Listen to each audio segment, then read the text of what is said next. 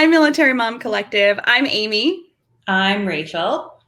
And we are the co-owners of this amazing community. And we are so excited to bring you the next edition in the series of highlighting female veterans who are still serving. We've highlighted some amazing veterans, and we are so excited to partner with the VFW, the Veterans of Foreign Wars, to continue this series. And tonight we have some awesome things from our team members who are veterans. We've had many team members and writers in our community over the years who have been female veterans. And tonight we are so honored to talk to two of them. So I'm so excited to bring up Carrie and Sarah. Hey Hi, guys. Hi. So do you want to introduce yourselves real fast? Sarah, we'd love to kind of hear a little bit about who you are and where you are. Sure. So my name is Sarah Lecano. I'm an Air Force veteran. I've been in for almost 18 years. August will be 18. And it's totally flown by. I can't believe it. But I came in 2003. I enlisted in New York. I had just graduated from college and I didn't really know what to do, with myself. And I just thought it was going to be an adventure. And I just wanted to kind of get out of Albany, New York a little bit and see the world and see what I can do and learn some skills. And I really wanted to kind of just travel and all the opportunities that the military has to offer you. So I did that and I got assigned overseas, which was awesome. I had a couple overseas assignments, deployed a couple times, and met my husband, and I knew I wanted to start a family. And so I felt like active duty wasn't really compatible with what I wanted to do in terms of being there when my babies were little. So I switched over to the reserves. And it's been a really wonderful experience all around. It's one of the best things I've ever done. And so here I am, still serving in the reserves, and no plans of stopping anytime soon. That's awesome. Yeah, well, we're so excited you're here, Sarah. And Sarah's actually one of our original contributors from this community from day one. Yes. So we're so excited to still have you here. Those anymore, so yay. So Carrie, I'd love to hear a little bit about yourself and your time in the military. Yeah, so I joined in 2004, and like Sarah said, for all of the opportunities that the military gives you for travel and everything. And I got that. I was in 3 different bases my first 3 years. I've been so many places that I probably would have never been. I was in Georgia, then I moved to Iceland, I went to England, back stateside, and now we are in Osan, South Korea. So I've definitely gotten my military's experience worth out of them. I only did 10 years because, just like Sarah said, it's tough to raise a family in the military when you have 2 military family members, and it was just kind of the best choice to keep everybody together. So I did my 10 years, and then I got civilian jobs still working for military families. And this is my first time not having a job in 16, 17 years. So to kind of fill up my time, I've become a key spouse, still working with the military and really helping the spouses that are new to the military. Yeah. I've been a key spouse twice, and that's almost a full-time job by itself. So yeah, it's a lot more work than people realize. Yeah. Yeah. So I'm just curious. I want to know, because you guys are now also military spouses. And so how many places have you lived since being affiliated with the military? Let's see. My first duty assignment was Guam, so Anderson Air Force Base. Then I went to Italy. Then I went to Beale Air Force Base in California. And then I went to, I don't know why it's slipping my mind now. It's Alabama. What is the name of the base there? And then since I got off active duty, I've been only at Keesler Air Force Base in Mississippi. So my husband's a civilian, so he's not been in the military, but he supports. I don't think I knew that. No, he's amazing. On the home front while I do my reserve duty, and he's awesome. So I couldn't do the things that I do without his support for sure. Yeah, that's a lot of places, though. Wow. And a couple times. And Kara, I saw you looking down at your hands counting. So what's your total? Yeah, we're at base number 6. We're getting ready to move to base number 7 for us. We have no idea where that is. We were supposed to go to New York, and we got travel not recommended, which is fine. But now we're kind of in this limbo of where do we go next. But yeah, I've been to. I was at Moody, then I got to go to Iceland. We shut that base down. Moved our whole crew to Lakenheath, England. I lived in Vegas, but I wasn't at Nellis. I was at Creech. And then we moved to Edwards, which is in Southern California. It's a test base, and all the way to South Korea. So I've been all over the place. Been to Afghanistan a couple of times. You know, being overseas in England and Europe, you get a lot of European TDYs. So, you know, getting to go there has been amazing. Yeah. That one, Ramstein. Sorry. There you go. I knew there was one. That's a good base. When you I was said gonna say when we were assigned overseas, my husband never went to UI more than when we were overseas, but they were the coolest locations to go, like Greece and, you know, Estonia and all these cool places. So my question then is, what was your favorite place and why? That is a tough question. I will say I've loved all of my assignments. They all have something wonderful about them. The one I loved the best, I have to say, is Italy, though. It was just so amazing. Living in an Italian house, and even, you know, the things that might have been a little frustrating, like the siestas, or you know, just learning the which stores and which restaurants are closed on which days. But it was just something I would have never been able to do had I not been in the service, right? To live in a foreign country and to be paid to work there and to travel on my 3-day weekends. And it was just amazing. So I love the food, the friends I met while I was there, even the mission. It was just a really high ops tempo location. So I just learned so much and grew and just really honed a lot of skills, I think, that helped me in my civilian job as well. Yeah, for me, it would have been Lakenheath, Europe, England, just because it's so close to so many places to go and explore. And, you know, I was in my early 20s, and you are never farther away than walking distance to a pub there. So, you know, it was just a lot of fun. I made so many friends, and that's where I deployed to Afghanistan out of. And when you deploy, you just really become close.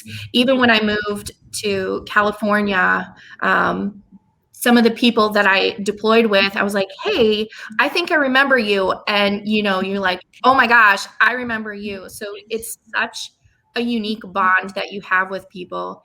And so even though you know, you have fun while you're young and go out and have fun, but it was a unique experience, and it helped me grow a lot professionally as well while I was there. Carrie, I don't know about you, but the camaraderie I experienced when I was overseas was amazing. And I will say it's not quite the same at a stateside base, I think, just because, you know, you kind of band together, and like your shop becomes your family while you're there. And so on the weekends, we were always doing something together as a unit, you know, as a shop. So I just really loved that vibe, that experience. And having been overseas for the first 5 years, going back stateside after that, I was like, oh, what is everyone doing this weekend? And I like turned around and like the shop was empty. I was like, I guess we're not hanging out. Oh yeah, 1,000%. It is a whole different atmosphere. It's almost like the lines are blurred between work and family and ranks even. Yeah, overseas and stateside are definitely two different beasts. Yeah. Yeah. It sounds like I got the short end of the stick. We've been stateside our entire career. Yeah. Stateside assignments too. There, you know, so many great places to go to. Yeah. Yeah. Well, I want to know, tell us about deployments that you guys have had. What obstacles have you faced as a female in a deployment situation? And, you know, how did you overcome that, or how was that difficult for you guys, specifically as a woman? So I don't know if my deployment experiences were typical Air Force deployment experiences. Both times I was what they call like an ILO or a jet tasking. So I deployed in support of the Army instead of directly for the Air Force. So I did first like AdCon, but you know, I worked in a really joint environment. They were both amazing experiences, and I wouldn't trade them for anything, but they are also very challenging. You know, even in the simplest kind of physical way, you know, of having to deal with like your period, you know, while you're on a 12-hour convoy with all dudes, and you know they stop and we do our 5 and 25s, and then they just, you know, go to the bathroom standing up off the edge of the Humvee back. I'm floating back here and I'm dying of thirst and I can't drink any more water because I'm about to pop, right? So stuff like that. I don't know. I felt like if I just, I didn't complain, you know, it is what it is, and you deal with it the best way that you can. And I think I had really great experiences. I know that's not the same for everyone, but I always felt like I was part of the team. I never felt ostracized or, you know, I didn't experience maybe some like of the negative issues like harassment and things like that. I will say you have to have a really thick skin, and the language and the joking is really, you know, it's really, and there's a lot of like Army versus Air Force language, but I was in some kind of scary situations where I think I held my own, and I think I really earned the respect of some of my male Army counterparts as well. Yeah, not to totally interject, Sarah, that's my husband. He deploys with the Army, but he's Air Force. And I mean, the same thing. It's, you know, Army versus Air Force all the time. And then you kind of earn your keep, and, you know, and I can imagine as a woman, you're in such a minority, even more so in that situation. It's like little things like not asking anyone to carry your bag. Like you haul your own stuff. You're carrying your own weapons. You're looking out for yourself. I mean, you're looking out for your team too, but I remember one incident where we were taking fire and we landed really hard, and it was one of those combat landings, and you didn't say anything and you just don't expect it. And like, I just was completely passive and stoic, and I had been traveling around with this Army counterpart, and he used to love to just give me so much heat about Air Force and female and all this stuff. And as we were walking off the plane, he just turned to me and he was like, "Oh my God, I thought we were going to die." And I was like, yeah. You know, just like totally, oh, it's no big deal. Right. You know, even though like inside, I was like total jelly, like, oh God. So, yeah, I don't know. I don't care what your experiences were like. It's just, again, it's definitely like a team environment when you're there too. So that's super awesome. Like you work out together, you eat together, you're always with your battle buddies. So amazing experiences, such gratitude for our American way of life, for our freedoms, for the things that, you know, our education, the ability to have an education, to have clean running water. I mean, it's something that can never take away from me. And I, like, to this day, I'm still grateful and appreciative for the things that we have. Yeah, that's a good point. I had pretty similar experiences. I didn't deal with any negativity, no harassment. I was lucky enough, in the 2 times that I deployed, it was with my unit. So I was a part of a group that I worked with day to day normally, and then we all got on a plane together and we landed together and we continued working together. So it was really comforting and took away a lot of anxiety about deploying away, because you were with familiar faces. There was still like 4 or 5 girls, so all of us got our own like tent or own bee hut that we lived in together. So, you know, women overseas are still a minority. But the guys that I worked with they never looked down on us. And I think we offered things that they appreciated. Our vests that we wore, they came apart so easily. Mm-hmm. So I kind of became an expert at putting them back together. So anytime we'd have to run out to the bunker, the guys would come in and kind of, hey, Carrie, can you help me put this back together? Like, I don't know what we'd do without you, you know. Aside from the normal duties of running the desk and, you know, calling in stuff, I think I earned a lot of respect in that manner of, you know, kind of keeping it professional, but being lighthearted enough to, you know, be friendly in the environment that we're in. And then especially deploying again with the same group of people, they're like, okay, she knows her way around. She knows what she's doing. Like, listen to her. She's, you know, respected enough. So it was, you know, I'm so thankful that I had such a good group of people to be around, because it is scary over there, you know. Even though I was Air Force, I wasn't with the Army going outside the line, but I was in Bagram and we got mortared, you know, almost daily, and we had attacks and scary stuff happened. So to know that you're in a group of people who aren't like, oh, well, I got to take care of her and watch her, and know that you can kind of hold your own, helps earn that respect and makes you feel like they don't feel bad that you're there. Yeah. Yeah. What advice would you guys give to women who are serving today or who desire to be service members? That's a great question. I think for people who are, for women who are serving, I would say, and I would almost say this advice could be for really anyone, but it's own your own career. Do your research. Don't be afraid to ask questions. I think a lot of times we, maybe women especially, just they kind of are afraid to take control and I won't say be aggressive, but you know, if you don't know what you want, you can ask questions. There's so many opportunities for training, for education, for, you know, if you don't love your career field, you can cross train, and don't take no for an answer, and don't always accept the answer that you're given, because you know, sometimes it's not the right answer, and I think find a great mentor. Even if it's not someone specifically in your unit, you can find a mentor that will help you know your career goals and help you get there. I didn't really see the value in having a mentor early on, and nobody really took the opportunity to you know, offer that. And it wasn't until I was, I think, like around 8 years, and that was right before I was deciding to get out, that someone offered, you know, that mentor opportunity to me. And I was like, whoa, this is a thing. Like, this actually, people like care about your career. I had a folder early on, a great supervisor is my first supervisor. And we reconnected at another assignment. He ended up being my supervisor again, like 10 years later.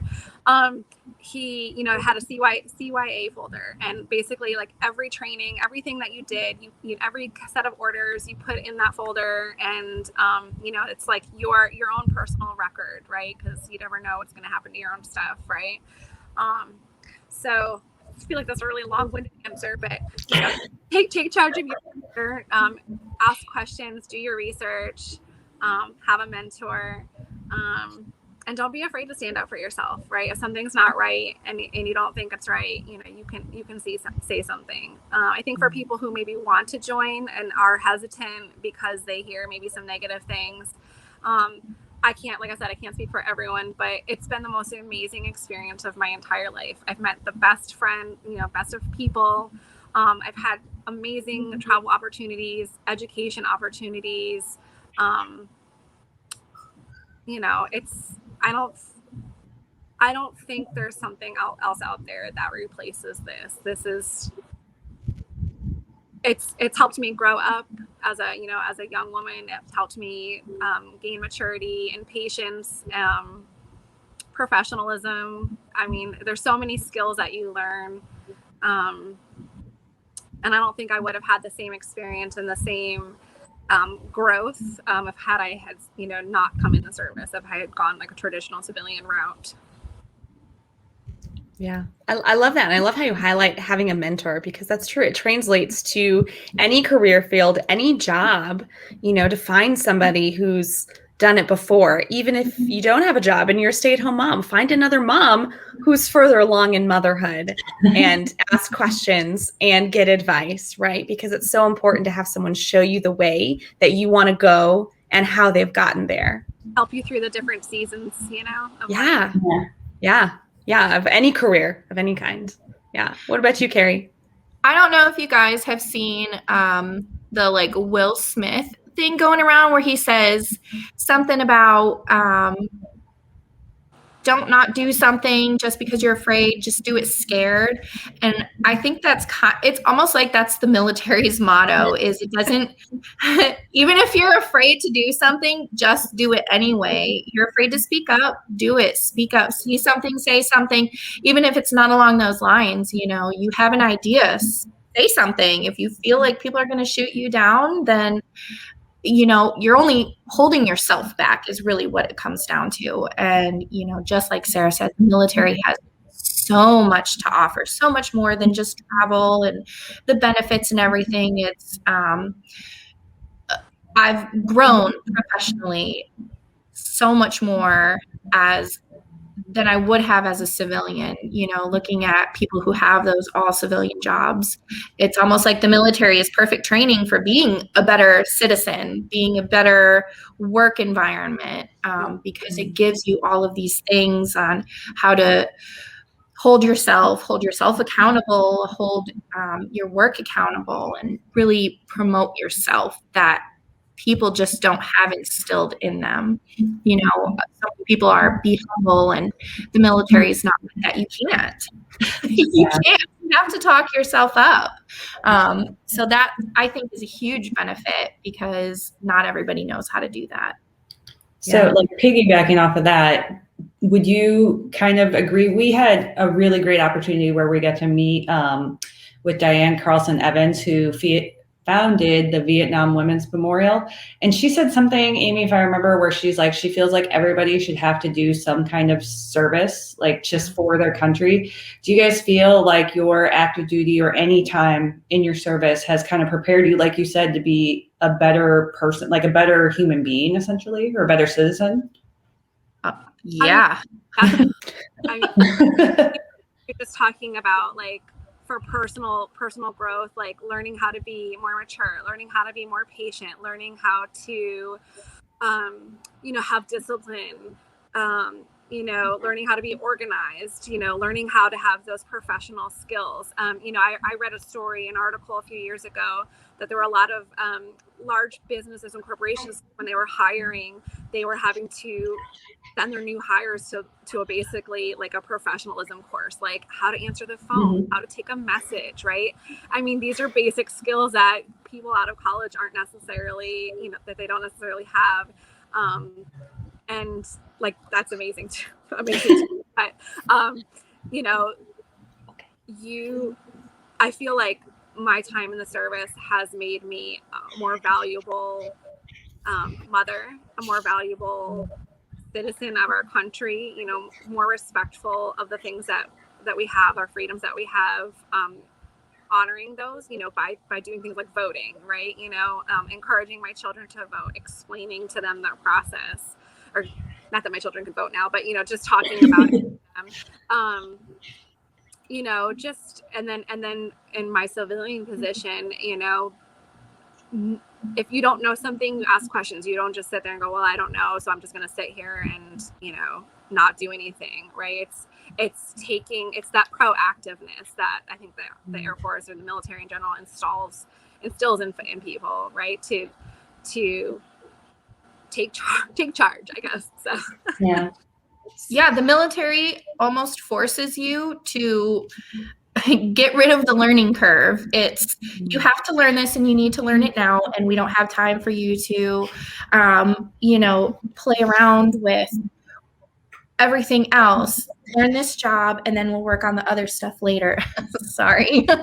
No, that's perfect. This is motherhood, right? Yes. Mom's talking, so we need to be around. Yes. Yeah. But the military, it forces you to think on your feet. It forces you to figure stuff out quickly, because you sometimes when you are deployed or, training and things happening, you have to get the answer and you need to get it now and you need to figure it out. Yeah. Yeah. Well, we have a couple more minutes, but I really want to know, and you've kind of touched on this a little bit, talking about the skills that you've learned in the military and how that's translated. But I would also love to know, how are you still serving in your community? How are you still serving, as a veteran? What are you doing, and how have those skills you learned in the military translating into how you're serving your community today? So I'm still an active reservist. I'm actually on a special duty assignment right now. I'm serving as a first sergeant. I think the first 16 years of my military service really just kind of culminated in being prepared for that. I think it's a position that you shouldn't take until you have a certain amount of time and experience under your belt. And I think being active duty, being an individual mobilized augmentee reservist, and then finally being a traditional reservist, I've kind of had all of the different experiences you can have in the Air Force anyway. And then just having, the time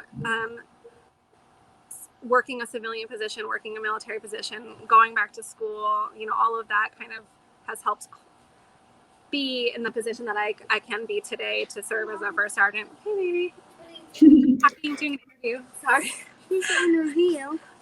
This is my son, This is perfect.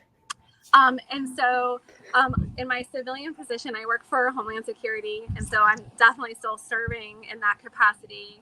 And then I think raising good humans, being a part of this day, trying to do a lot of different things. What do you want to do? I got new shoes. Awesome. Right. Yeah. Nobody wants to see your big stinky feet. No. I think that's probably enough at this point. Pretty full. Yeah. What about you, Carrie? I'm so sorry. I missed the question. Well, I'm like, you're still serving because you're a key spouse. I mean, that's huge. Dazzled by his. Yes. So this is my first time in like 16, 17 years that I haven't had a traditional, go to work job. So, and we planned that because I have 2 kids in school, 1 at home, and we're only going to be here for a short amount of time.